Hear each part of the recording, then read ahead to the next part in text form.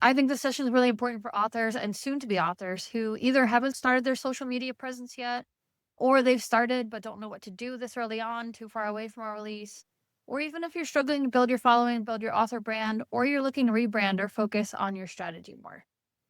So, why is it important to start early?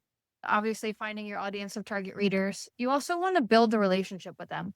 If you're just following people and they're following you and there's no interaction, they're not going to feel compelled to buy your book. Whereas if you have a genuine relationship with them, it really helps. You also want to take this time way ahead to form and fine tune your brand. Figure out what works for you, the right voice for your books, what you enjoy, what you don't enjoy. You can also use it for experimentation. See what kind of posts do well, what your audience responds to, what they don't respond to. So, where do you begin? You want to focus on your ideal reader. This is the fun part. This, for me, never stops. I do this a little bit each day when I remember. A basic key here is you want to build a community of those who read books similar to yours and fit your ideal readership. You definitely want to define what that is first. The way that I go about finding them, there's a couple of different ways. And what's nice is over time, as you do this enough, you'll start to see that when you log in Instagram, it'll give you suggested readers. And as you do this more and more, it will suggest people that are more in your readership zone, which is cool. I would start out by looking at comparable authors. They can be traditional authors or indie authors, depending on what route you're going. You can actually cross over to. So you go to look at the comparable author, you see who's following them, you see who's liking their posts, who's commenting on their posts, and you can follow them from there. I also like following other readers in the genre I write. So sometimes I'll just search like hashtag fantasy reader, something like that, and I'll go and look for all the fantasy readers there. Same thing, related hashtags. That's really helpful. There are really generic ones and there are really specific hashtags. You want to try to mix it up with both because the big hashtags that have a lot of people following them are usually showing you first really popular big accounts that might not follow you back. I like using more specific ones because it'll show you some of the smaller people that I like to follow. And obviously, looking at accounts that Instagram suggests based on your activity can also help. You can even do searches in the username section using keywords of your book. So what I do is if I go to an author or even a bookstore, I'll go to a bookstore that I really like and I'll look at their followers. And in their followers, I'll do a search for the word books and I'll see whose username has books in it. Or I'll put in reader and I'll see whose username has that in it or fantasy. But there's a lot of different ways you can go about doing it. But those are some of my favorites.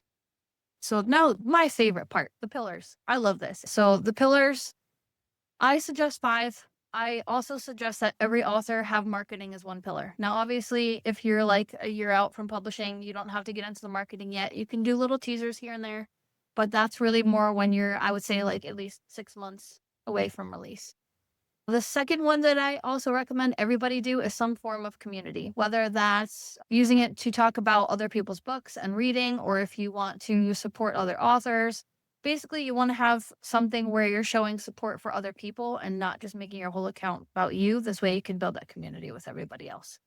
And then the rest are your choice. So you can talk about your pets, you can talk about family, hobbies, behind the scenes, education. If you don't want to share anything super serious about your life, you can even make it pop culture. So if you're a sci-fi author, you can talk about Doctor Who, you can talk about Firefly, anything that you might share with your ideal readers to build a bond. So here's my example, my pillars. So obviously marketing is one. I do reveals, cover reveals, title reveals, quotes, insights into my characters. You can make that as fun as you want. You can do silly reels. You can do little quizzes for people. It depends on how much time you want to put into things. I also make reading one of mine, so it's quotes from other books, supporting other authors, what I'm reading, or things that are just related to reading. Sometimes you can do silly memes, that helps. But my biggest one that sadly does better than all of my marketing stuff is educational. I love posting data and infographics. I love graphs. I love charts. Other people apparently love them too. And I think they're also those kind of people that are in my ideal readership. So it works out really nice. I also like interviewing other people and getting information from them. But I find the majority of this does really well because I'm sharing information that other people aren't necessarily transparent about when it comes to publishing. It's not just you pushing your book on them. And I think that's what makes the difference and builds the bond because they see that you're a real person. So when you go to sell your book, it's not just, oh, I'm buying someone's book. It's I'm supporting this person because I like who they are and I want to be part of this. And I think that's why it's so important to build a community. Was posting the most important thing? No, interaction is. Spend a few minutes every day. This is one thing that I do every single day. I spend a few minutes a day going through scrolling. I know you're not supposed to doom scroll, but I say this is important business. You should be not doom scrolling, happy scrolling. Scroll and like people's stuff, comment on it. Tell them you like their shirt. Tell them you like their mug. Tell them you can't wait to read their book or that their cover is really nice. If they're readers, that you really like the picture that they took.